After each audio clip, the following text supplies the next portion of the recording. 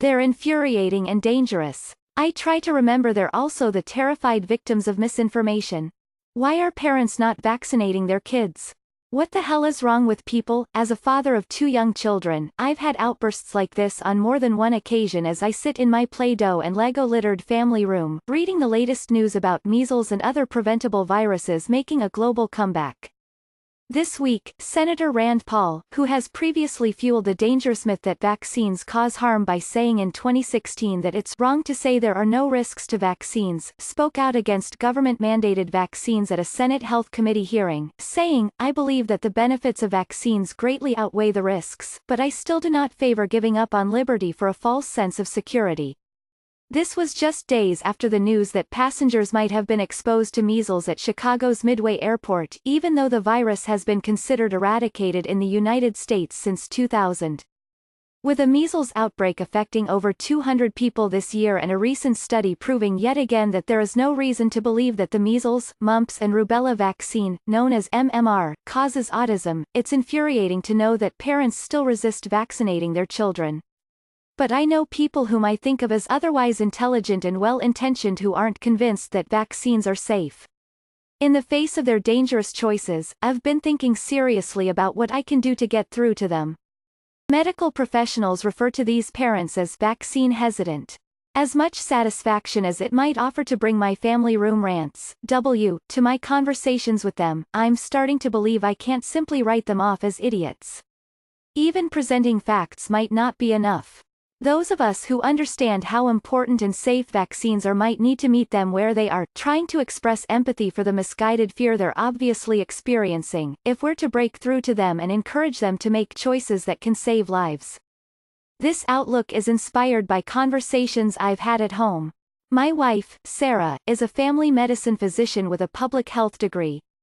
She has told me that most of the skeptical parents she sees each week aren't raving conspiracy theorists, bug-eyed stereotypes who write manifestos in crayon, listen to Alex Jones and live off the grid.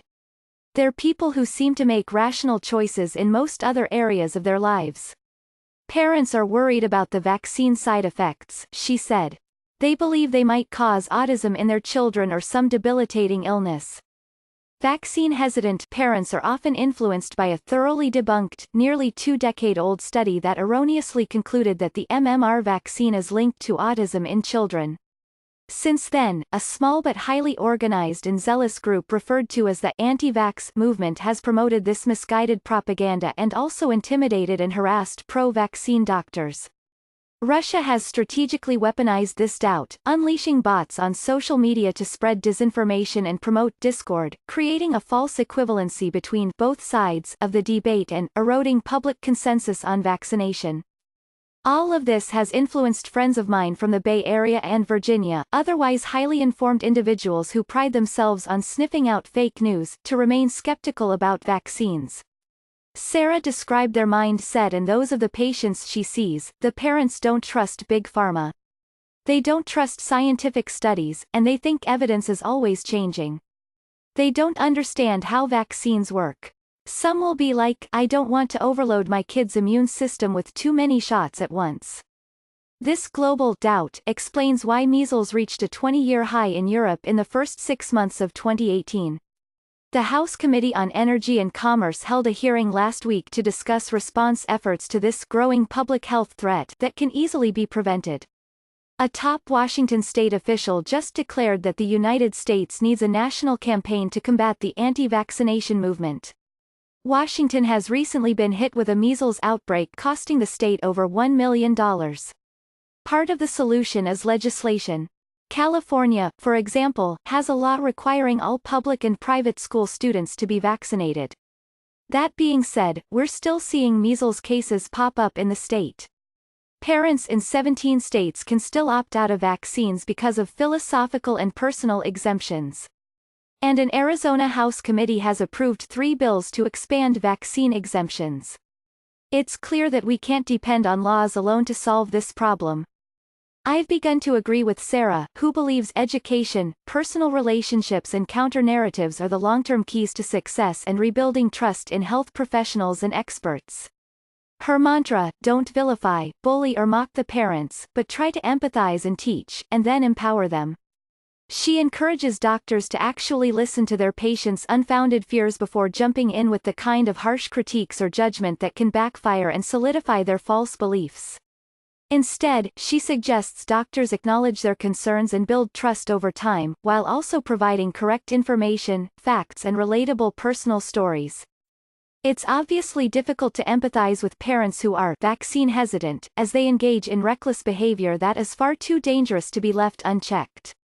The World Health Organization listed vaccine hesitancy as one of the top 10 global threats of 2019. And it's important to remember that they're not making choices that endanger themselves or even just their children, they're putting vulnerable groups at risk. People who can't receive vaccines depend on herd immunity to protect them from diseases. Still, I try to remember that some vaccine-hesitant parents are victims themselves of misinformation spread through social media. When I meet parents who don't believe vaccines are safe, it reminds me of my experiences talking to people who believed conspiracy theories about President Barack Obama being a Muslim born in Kenya. I'm not naive enough to think I can change the minds of all, but I hold on to the hope that by establishing a relationship and offering facts, we can get many of them to come around. For those who don't, I hope they enjoyed having a Muslim president. My wife recently convinced a vaccine-hesitant parent to give her baby some of the 4-month vaccines, but not all of them. The mom said she'll strongly consider it next time, and there's an appointment on the calendar. When that day comes, Sarah will try again, in a visit that starts with listening. Wajahat Ali is a playwright, lawyer and contributing opinion writer.